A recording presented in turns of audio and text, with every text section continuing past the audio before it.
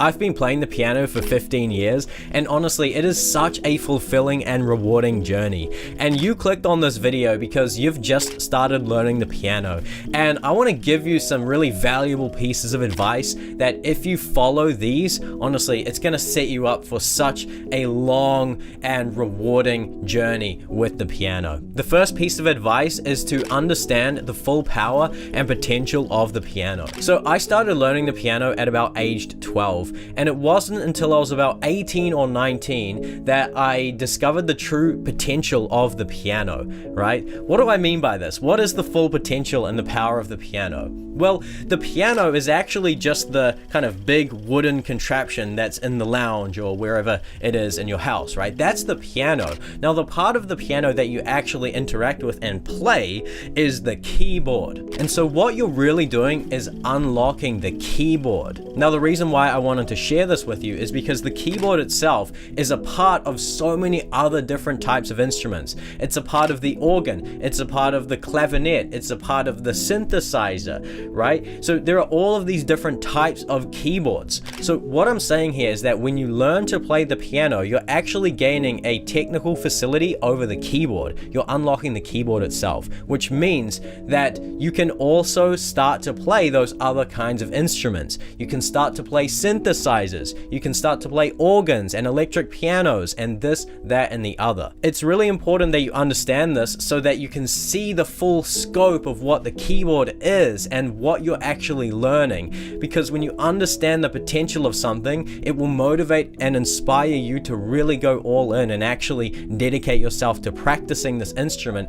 and unlocking the keyboard. Now, I have good news for you. I've actually made an entire 9-module course called Unlock the Keyboard, and it's completely free. And I made this because I wanted to help you actually unlock the keyboard, understand the potential of this instrument, and genuinely work towards, this very fulfilling life as a creative musician with the keyboard. If you want to check that out, I'll leave a link in the description, and I'll see you over there. Now, there is another type of keyboard called the MIDI keyboard. Maybe you've heard of this, maybe you haven't. So the MIDI keyboard is a type of keyboard that you actually plug into your computer, and what it allows you to do is it allows you to play these digital instruments on a software called a DAW. Okay, so you may have heard of GarageBand or Logic Pro or Ableton, right? So these are DAWs, right? And on these softwares, you can compose music, you can produce music, you can record music, and you can mix music and master music, right? And so these DAWs, these DAW softwares, they are kind of like instruments in their own right. And with the MIDI keyboard, you can actually access this infinite library of sounds. That's how I describe it, right? Because you can literally select all of these different digital instruments with the MIDI keyboard. You can play, different instruments from across the world with the keyboard, right? You can play the instruments of the orchestra with the keyboard, right? You can see how powerful this is, right? And so the keyboard is one of the most powerful instruments when it actually comes to composing music and producing music. And it's really great for any genre of music, right? Whether you want to compose orchestral fantasy music, you can do that on the keyboard. If you want to make lo-fi beats and produce those kind of beats, you can do that with the keyboard. The second piece of advice I have for you is to focus on learning the basics and practicing the basics. So I've structured the whole course, Unlock the Keyboard, around this idea that if you do the basics, you will get 90% of the results. And I really do believe this is the case. When it comes to playing the piano, there's like a two-sided coin. I describe it as a two-sided coin, right? So on one side of the coin, you've got this very kind of creative, artistic, musical side, right? This fun, free-flowing, the magical side of music, the side of music that really moves people, reaches into people's hearts, makes people dance, right? And then the other side of the coin is the purely mechanical and technical side of music, of the instrument, right? The physical side. Now, this is actually very important because you kind of need both sides to become a good musician, in my opinion. You need to have a good technical mastery over the instrument, and you also need to know how to apply those technical skills that you're practicing in a very musical way so that it actually connects with people and you can tell a better story with music. At the start, I think honestly your focus should be on actually gaining that technical, physical mastery over the instrument, right? And so what this means is that you need to learn what the basics are on the keyboard, on the piano, because if you understand what the basics are and you practice them regularly, what's going to happen is you're going to develop muscle memory. Okay, so muscle memory is when your kind of fingers and hands understand how to position themselves and how to shape themselves on the keyboard and on the piano, right? So learn what the basics are, right? They are kind of the basic technical things on the piano.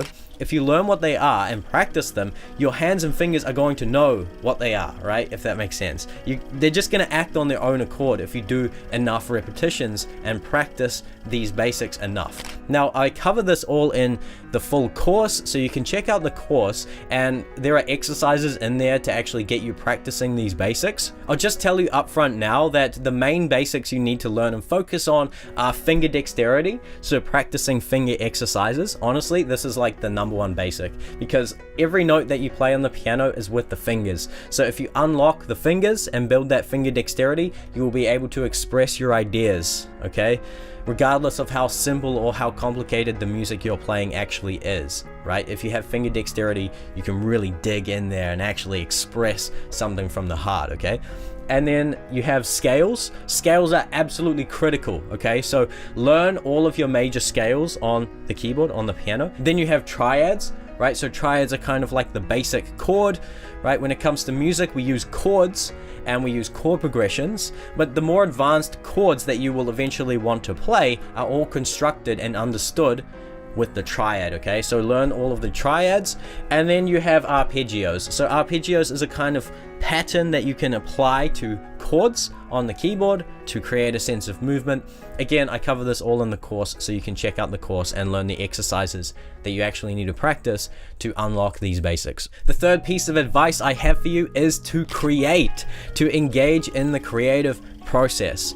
So my first point illustrated the fact that the keyboard is extremely powerful, and it's actually one of the best instruments that we have when it comes to the creative process, right? Now, what is the creative process? The creative process is a three-step process in my understanding of it, which starts with improvisation, and then it progresses to composition, and then it progresses to either performance or production. The piano and the keyboard is just great for all of these things, right? I explained that we have DAWs and the MIDI keyboard, right? The DAW is an incredible software for composing and producing music, okay?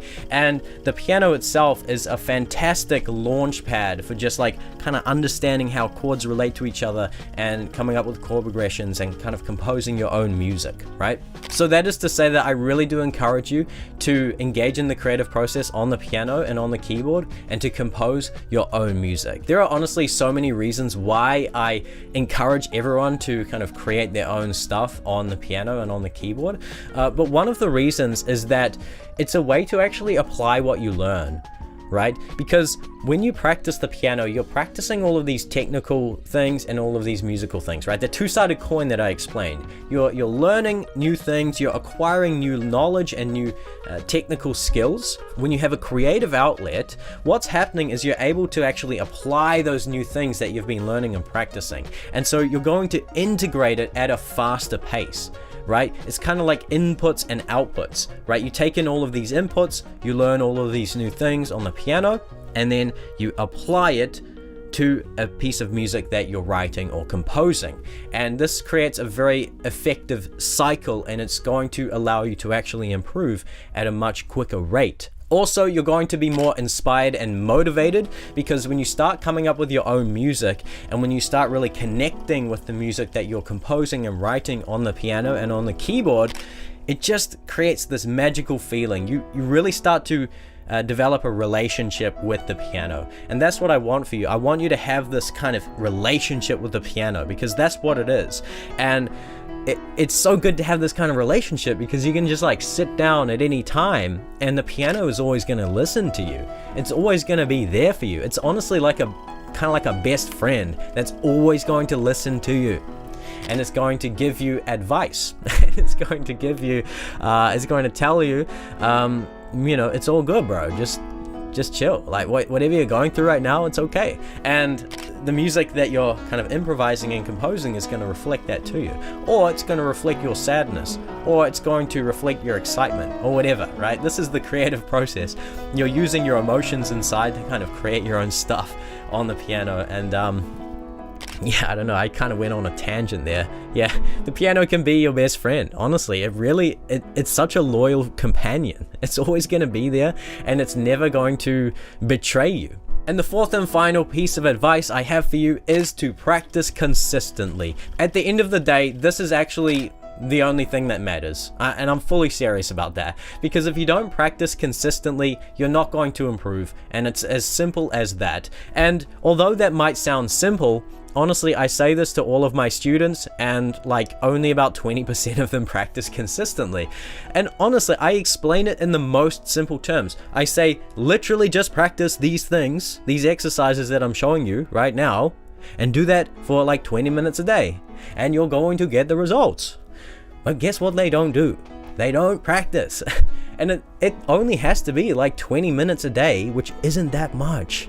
Surely you can find 20 minutes. We all have 20 minutes. I just watched a 20-minute YouTube video before I was recording this, right? That's an extra 20 minutes of piano practice that I left on the table. So it's important to understand that this is actually how you improve.